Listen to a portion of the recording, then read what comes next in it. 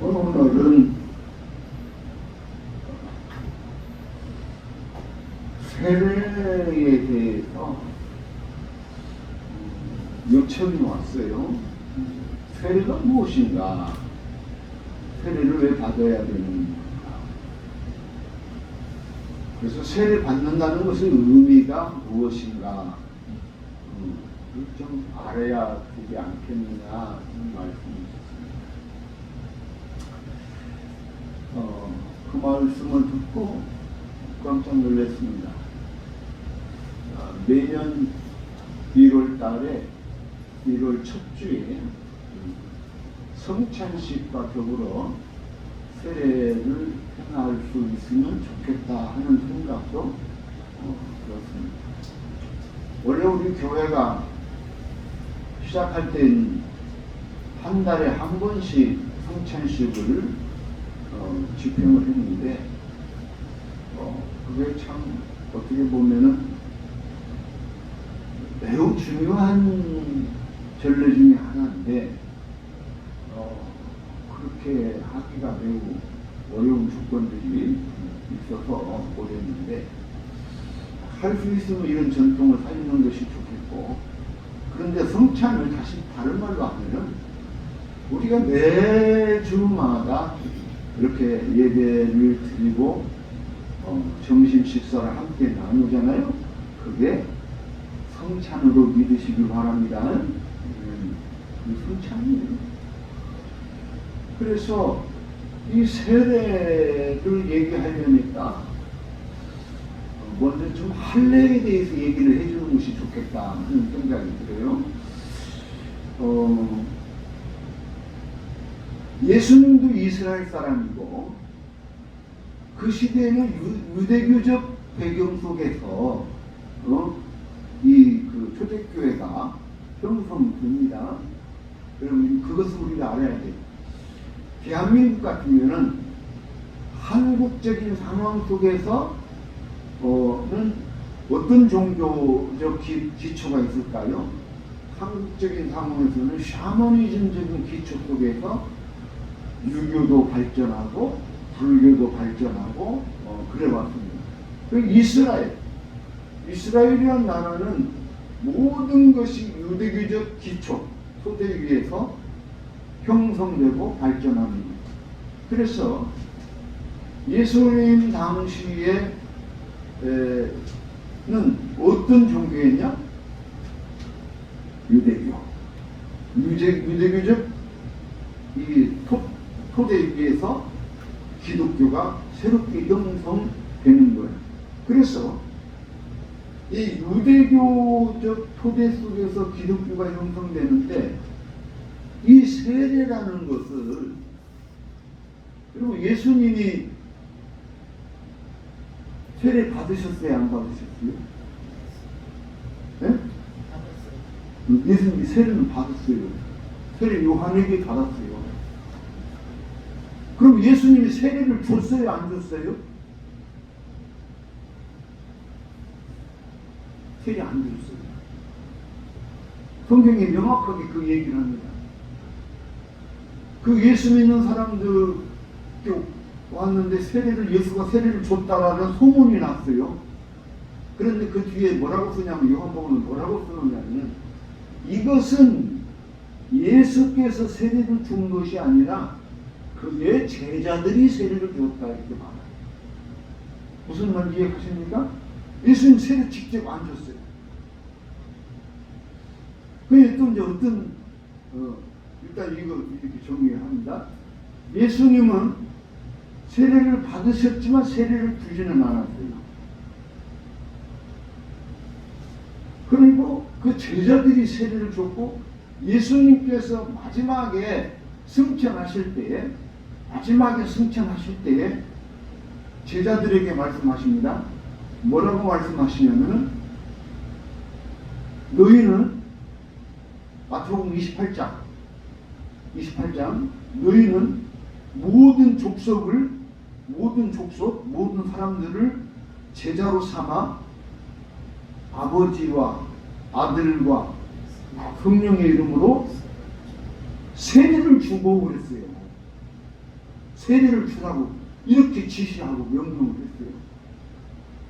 그래서 이 초대교회의 풍토가 이 세례의 필요성이 분명히 있었다. 그런데 이제 이 세례는 어디서부터 시작하느냐? 어디서부터 시작하는지 성경에서는 잘 안 나와요. 다만 중요한 건 여러분 세례 보면 여러분 떠오르는 사람이 누구예요? 그렇죠. 세례 요한. 그 이상은 성경에 나오지 않아요.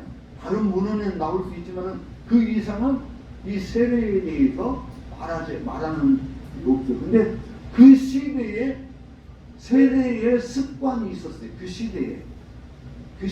그런데 그 세례를 성경에서는 누가 세례를 줬냐? 세례 요한이죠. 자, 여기서 우리가 한 가지 말을 고쳐야 될 말이 있어요. 우리가 지금 세례 하잖아요. 이 세례라는 말이 무슨 말이냐? 물에 잠그다 그 말이에요. 물에 잠그다.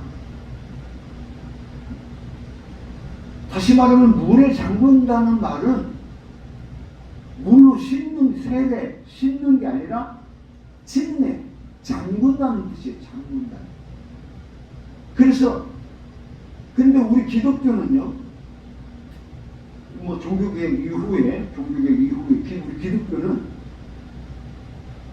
이 침례를 하기가 쉬워요, 안 쉬워요?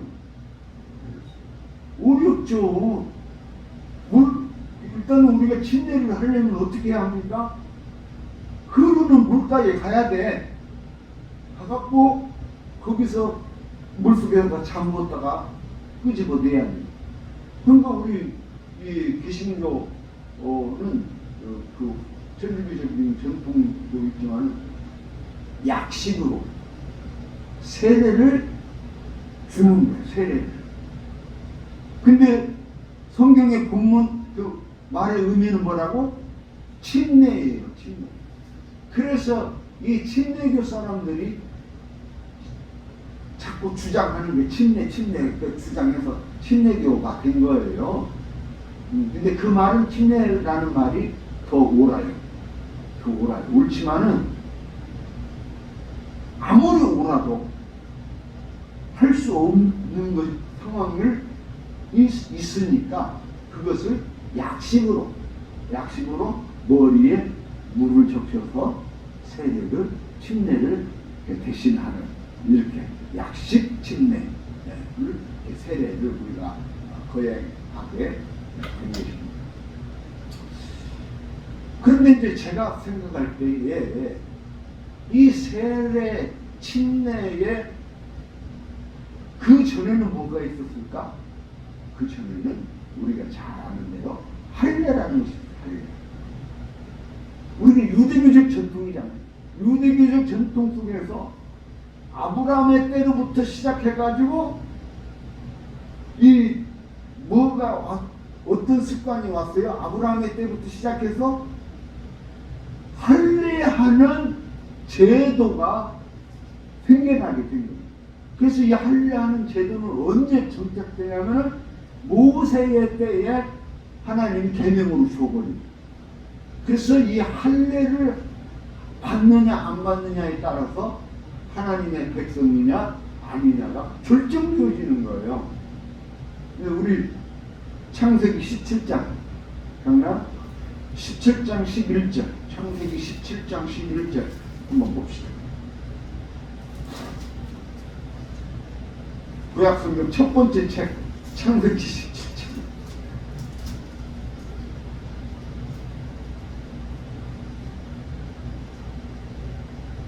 11절.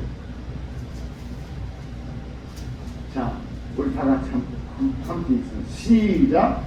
너희는 호피를 베어라. 이것이 나와 너희 사이의 언약의 표징이니라. 이 표피를 벤다는 말이 이게 할례. 요즘 말로 하면은 그 포경수술 하는 거죠. 포경수술 하는 그 포피를 말하는. 그래서 이 할례는 남자가 받아요, 여자가 받아요? 남자만 받아요. 여자들은 그때 당시로 말하는 여자는 할례를 받지 못하는 그 사람들이요. 할례를 받지 못하면 어떻게 돼요? 하나님의 백성이 돼요, 안 돼요? 애매하죠. 이처럼 아브라함 때로부터 시작해가지고 이 모세의 때에는 법적으로 이제 제도화되는 거예요. 그래서 이것을 율법에 법에 두어서 이 할례를 한 사람하고 안 한 사람하고를, 그러니까 이방인들은 할례를 안 하니까 우리 이스라엘 백성들은 할례를 통해서 할례 한 사람만 하나님의 백성입니다. 모세가 한 번은 자기 아들에게 할례를 안 줘갖고요, 갑자기 하나님이 천사를 보내갖고 막 천사가 칼을 들고 죽이려고. 그런데 그때 모세의 부인 시프라가 그것을 깨닫고 모세에게 칼을 주어가지고 이 아들 때문에 할례를 행하게 함으로써 이 모세가 살아나는 적도 있습니다. 그러니까 이 할례는 아브라함의 때로부터 시작은 하지만은 법제화된 거는 출애굽 때부터 시작된 거예요. 그런데 이제 출애굽 때부터 시작이 됐는데, 여러분 침례도 마찬가지고 할례도 마찬가지입니다. 할례는 그 간단해요. 그냥 애기 나오면은 8일 만에 칼 갖다 이렇게 돌칼로 이렇게 잘라서 나오고, 그래서 이거 끝이요. 그런데 그것이 끝이지만 하나님께서 주신 명령이고 율법이니까 이것을 예식을 만들잖아. 예식을. 왜? 좀 멋있게 형식을 갖춰서 이렇게 하게 되잖아요. 그 세월이 몇 년? 예수님 때까지 그 세월, 어마어마한 세월 동안 이 할례를 했으니까 할례에 대한 예식이 얼마나 그 많이 형성됐겠어요? 됐겠죠. 그래서 이렇게 할례가 제도가 왔는데, 중간에 어디선가 이제 신약 시대 들어오기 전에 어디선가 갑자기 세례 문화가 다시 말씀드리면 침례하는 문화가 형성되게 된 거예요. 그것을 성경적으로 가장 명확하게 행한 사람이 누구야? 침례 요한, 세례 요한, 침례 요한이 이제 이 세례를 시작했어요. 자, 그러면 예수님은 세례는 받았는데, 아까 세례 받았다고 했잖아요. 예수님은 할례는 받았을까 안 받았을까요?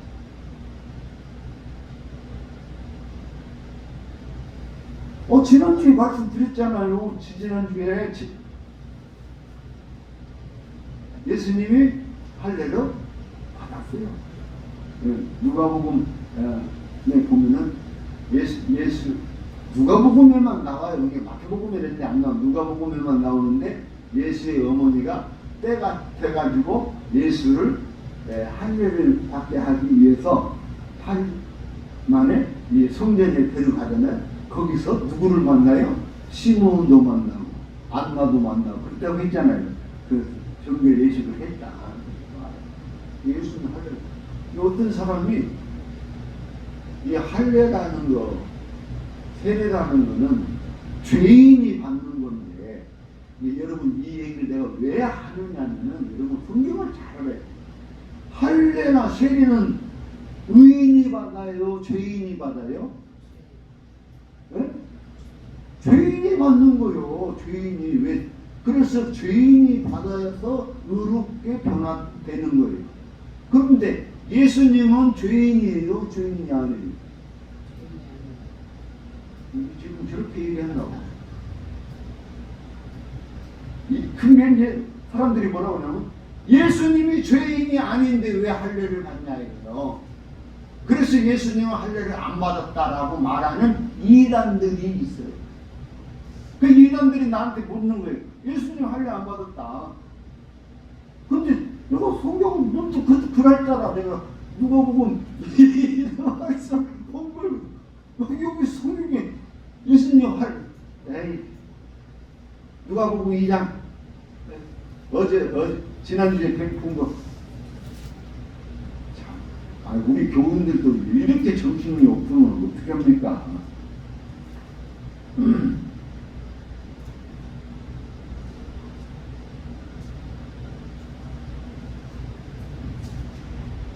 자,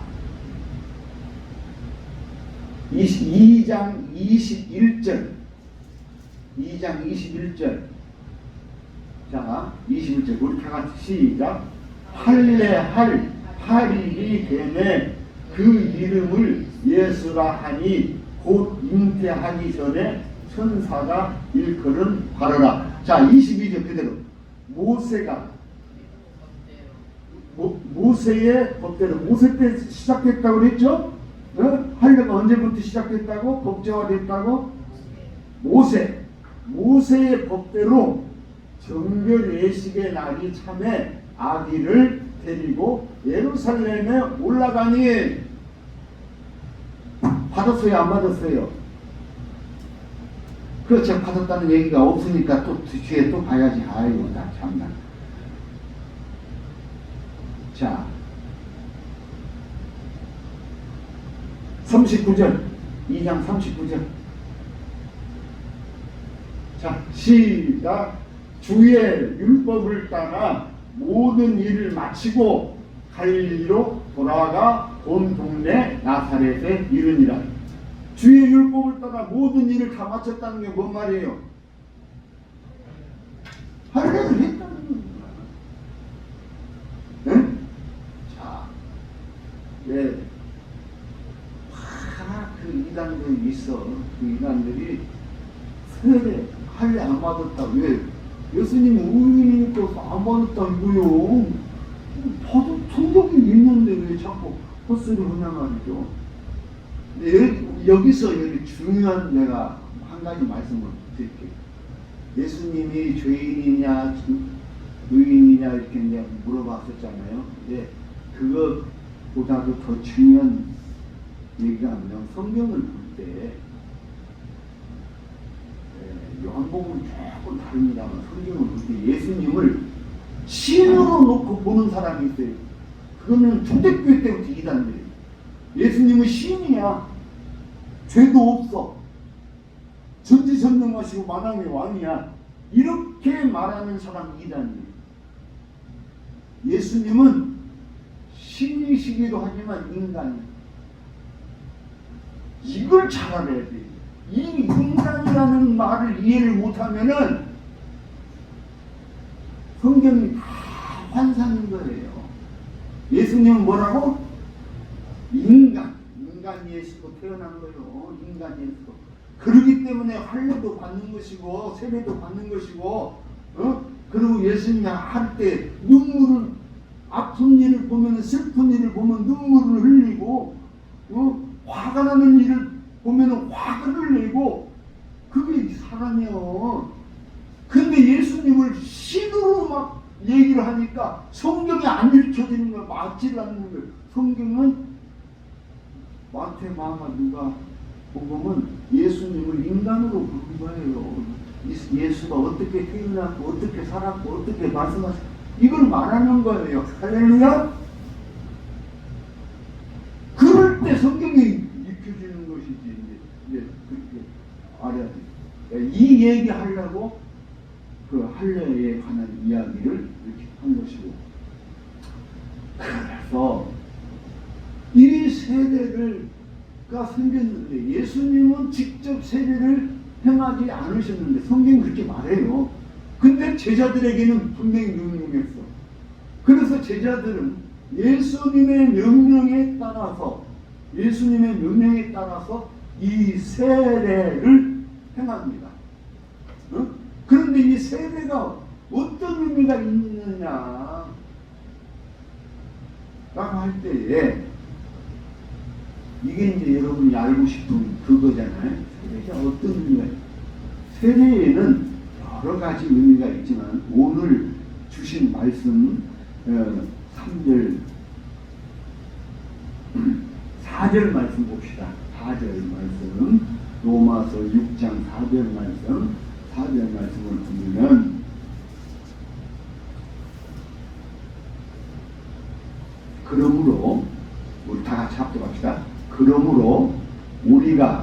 그의 죽으심과 합하여 세례를 받음으로 그와 함께 장사되었나니.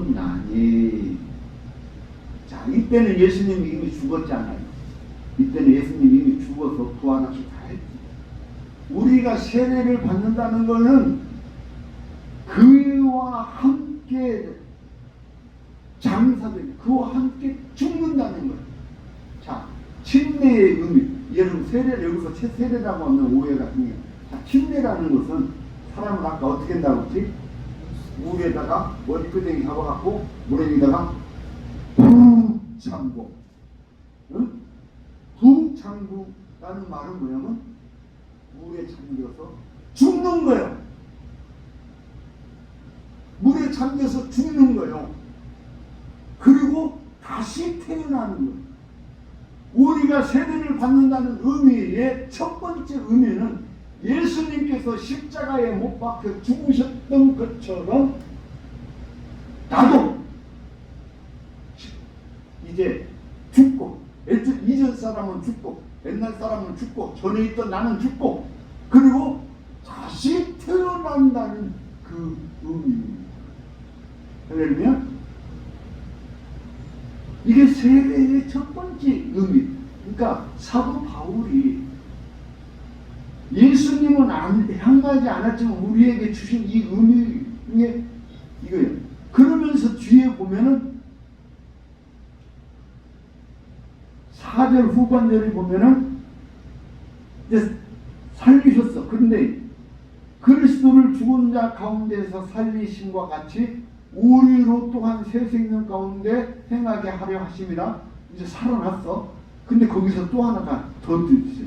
만일 우리가 그의 죽으심과 같은 모양으로 연합한 자가 되었으면 그의 부활과 같은 모양으로 연합한 자도 되리라. 자, 이제 두 가지. 하나는 십자가의 죽으심으로 연합된 우리라면은 이제는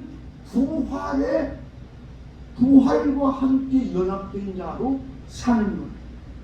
그러니까 세례, 침례의 의미를 여기서 두 가지로 말해요. 하나는 예수님의 십자가로 죽고 살아나는 것이고, 또 하나는 이제 부활의 모양으로, 부활과 같이, 부활의 그날에 주님께서 부활하셨듯이 우리도 주님의 부활과 연합된 자로 살아가는 것.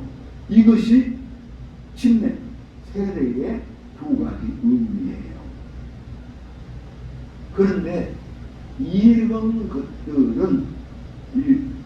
것들의 근본적인 의미가 하나, 더 중요한 의미가 하나 있는데, 이건 뭐냐면은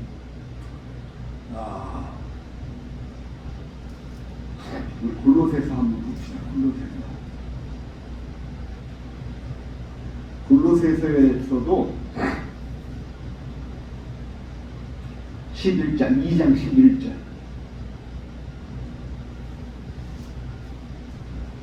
2장 11절.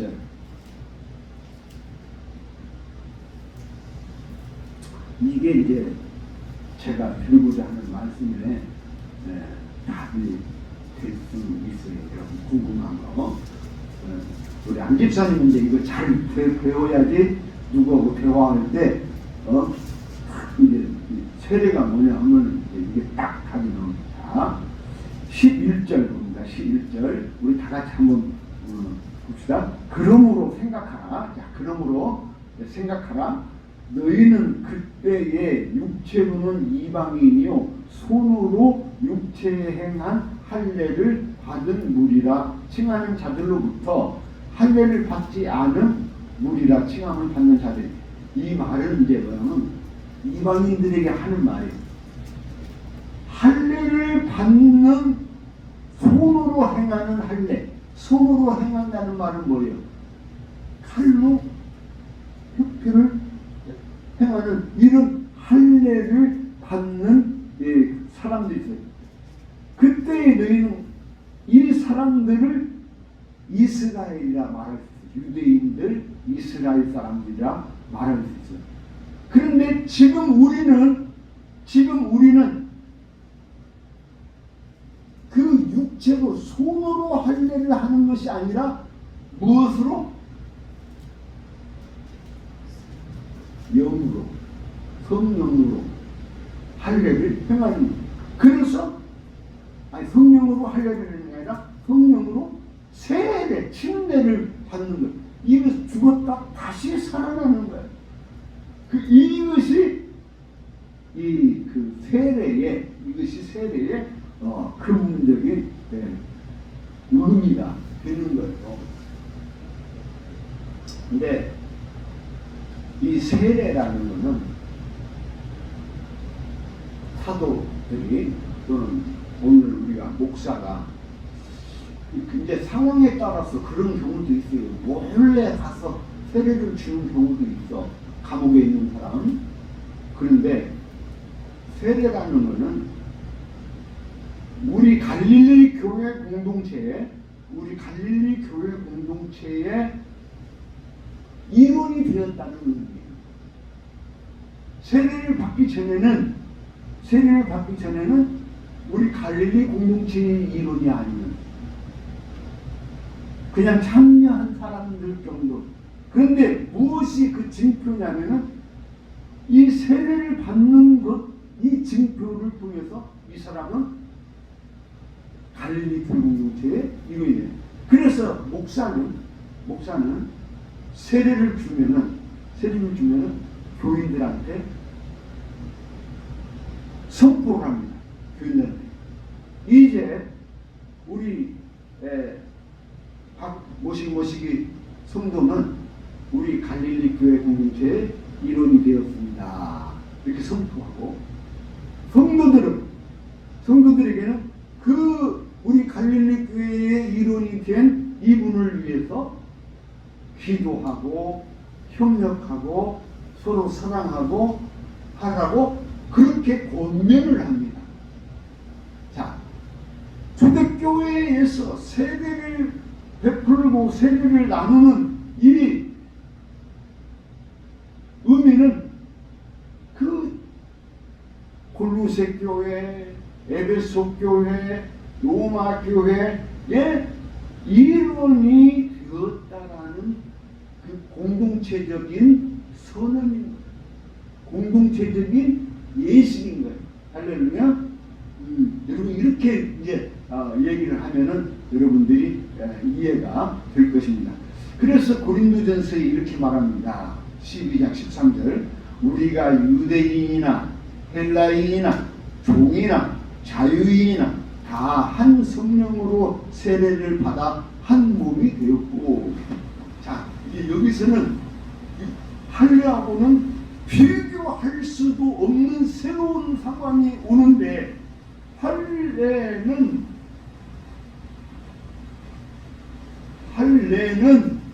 유대인들에게만 제한되어 있었잖아요. 그런데 세례라는 것은 어떻게 됐어요? 유대인이나 헬라인이나 종이나 자유인이나 다 한 성령으로 세례를 받아서 한 몸이 됐다. 우리가 한 몸이 되었다. 할렐루야. 자, 한 몸이 되었는데 말로는 우리가 한 몸이니까 우리 서로 사랑하고 아끼고 해야지 하는데 실제로는 어때요? 한 몸인데 지금 내 손가락이 아파서 동상이 걸려갖고 얼어서 썩어먹는데 이놈을 돌보지를 않는 거예요. 그리고 어떤 사람들은 적개심을 해. 내 몸인데, 내 팔이 내 몸인데, 한 몸인데 이놈을 적대시하고 대적하고 싸우고 이간질하고 시기하고 질투하고 미워하고 그런 사람들이 있어요, 없어요? 그런 교회들 얼마나 많아요?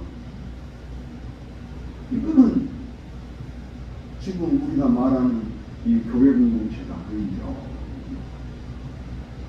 우리는 이제 예수 그리스도의 십자가의 죽음에 연합된 자, 우리는 예수 그리스도의 부활에 연합된 자로 우리가 새롭게 거듭나서 우리 갈릴리 교회의 일원들이 되었어요. 그러면은 우리가 한 성령으로 세례를 받아 세례도 하나요 성령도 하나다. 세례도 하나요 성령도 하나다. 우리가 한 형제 자매가 되었으니 이제 서로 우리가 우애하고 서로 돌보고 서로 협력하고 나누는 이 얘기를 하는 거예요. 그래서 성경 에베소서에 보면은 그 막 세포 분열하듯이 얘기를 하는 거예요. 손이 손으로 형제가 내 손 아니라 하면 어떻게 하냐, 눈이 코를 미워하면 어떻게 하냐, 이 손을 미워하면 어떻게 하냐, 이런 얘기. 이 말은 우리 교회 공동체가 한 몸인데 이러해서는 안 된다 하는 것을 말하는 것입니다. 그런데 우리 교회가 이제 복잡하잖아요. 우리 이렇게 모여서 예배드리게 의자에 앉아서 있는데, 그래갖고 원래는 교회는요 모일 때마다 성찬하는 거예요. 모일 때마다 뭐예요? 성찬이라는 말은 뭔 말이에요? 성찬이라는 말은 밥을 먹는 거예요. 거룩한 밥. 그러니까 그냥 밖에 나가서 그냥 먹는 밥이 아니라 우리 교회에서 먹는 밥은 거룩한 밥이에요. 성찬이에요. 성찬. 그래서 여러분 천주교회 막 묘가 그러는데 그 천주교회는 미사를 들을 때마다 아무튼 간에 그놈의 하얀 그것이 뭔지는 모르지만 그거다 뭐 포도주인가 뭔가는 모르고 이렇게 꼭 미사 들을 때마다 그거 먹잖아. 교회는요 우리 예배 드릴 때마다 성찬하는 거예요. 그런데 세상이 이렇게 변해가지고 이런 형국 속에서 우리가 이거 성찬 거룩한 식탁을 밥상을 하기가 어려우니까. 그런데 우리 갈릴리 교회에 25년 거의 30년 가까운 세월이 25년 세월이 예배드리고 밥 안 먹은 적은 거의 없어. 무슨 말인지 이해가요? 우리는 어떻게 보면 예수님께서 우리에게 말씀하시고 초대교회가 지켜왔던 그 성찬의 의미를 늘 꾸준히 행해온 거예요. 그런데 이 성찬이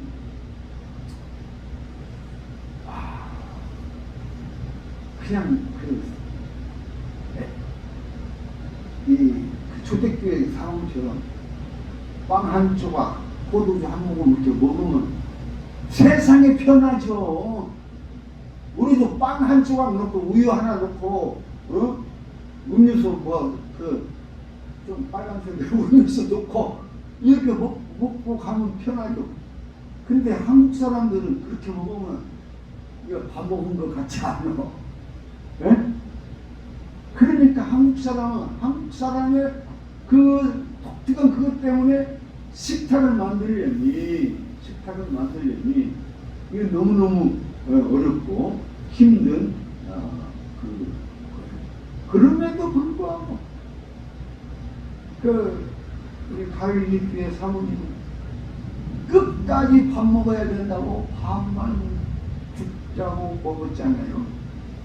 국수는 나무라. 국수도 밥이다. 이거는 날부터 국수를 먹기 시작했는데 일단은 어느 정도는 이제 분위기가 많이 좋아졌어요.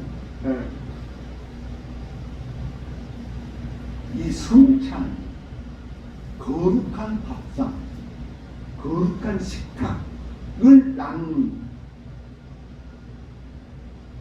이 성찬을 나누는 거룩한 식탁에 들어가는 사람들이 어떤 사람들이에요? 이제 예수 그리스도의 이름으로 교회에 한 몸이 된 사람들이 이 거룩한 식탁에서 같이 밥을 나누는 거예요. 그런데 이것만 얘기하면 같이 어떤 사람들이 와갖고 탐식하는 사람들 있잖아. 영화서에 보면 그런 얘기가 이런 거 나옵니다.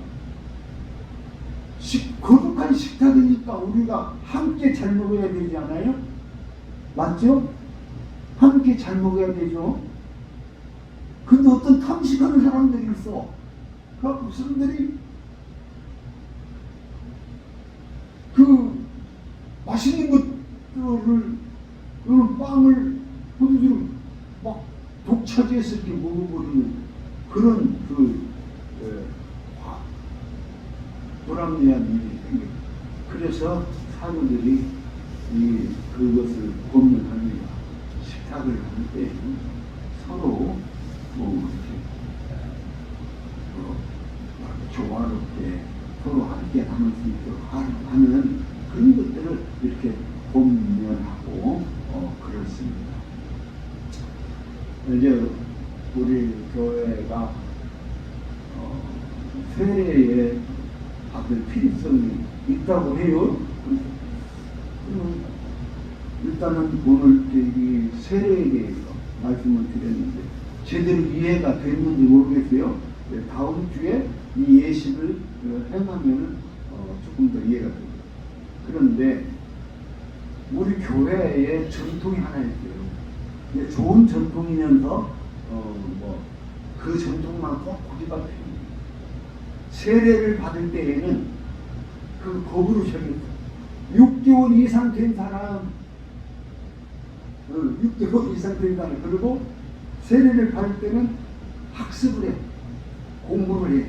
그래갖고 그놈을 주기도문을 달달달달, 주기도문도 외고 사도신경도 달달달달 외고 그런데 이게 공동체 생활에 필요한 그것을 외우는 거. 이제 근본 중요한 거는 내가 예수 그리스도를 주로 믿느냐 안 믿느냐 하는 그 고백하는 거고, 이 공동체 속에서 고백하는 거라고. 나는 이제 우리 갈릴리 교회 일원으로서 앞서 말씀드린 대로 서로 우애하고 사랑하고 한 몸으로 살아가겠습니다. 이런 정도의 고백이 필요합니다. 이런 고백만 할 수 있으면 우리 교회는 세례를 행하리라고 판단합니다. 이를 마치고 말씀을 함께 나누면서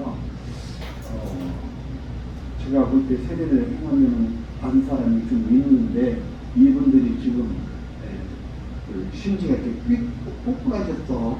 그래갖고 다음 기회에는 또 봐야 될 것 같다는데 우리 교회가 아무튼 그런 분들을 위해서 많이 기도해 주시기 바랍니다.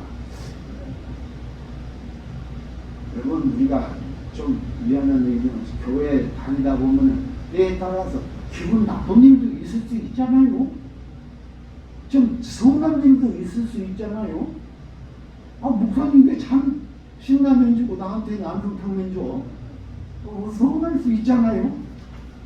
근데 그걸 갖고 그런 것들을 하나 갖고 이렇게 서운하게 생각했던 것이 뭐가 연관되어져 갖고 막 그러면은 삐치는 수가 있어요. 그 소심한 사람들은 좀 그럽니다. 좀 우리가 그런 것들을 감안하면서 우리가 그런 분들일수록 더욱더 사랑의 손길이 필요하고 더욱더 사랑의 손길이 필요하신 분들이니까 더욱더 위해서 기도하고 그렇게 나갔으면 좋겠다. 다 같이 기도합니다.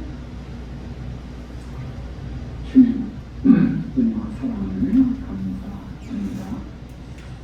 하나님께서 크신 은혜로 저희들을 구원하여 주시고 믿음을 갖게 하시되 특별히 우리 갈릴리 교회 일원이 되어서 하나님을 섬길 수 있게 하시니 감사드립니다. 사랑의 하나님 아버지, 저희들 더욱더 믿음에 서서 우리 한 가족이 된 우리 모든 식구들을 위하여 서로 기도할 수 있게 하시고 서로 협력하고 사랑하고 나누는 복된 교회 공동체를 이루게 하여 주시옵소서. 예수님 이름으로 기도하옵나이다. 아멘.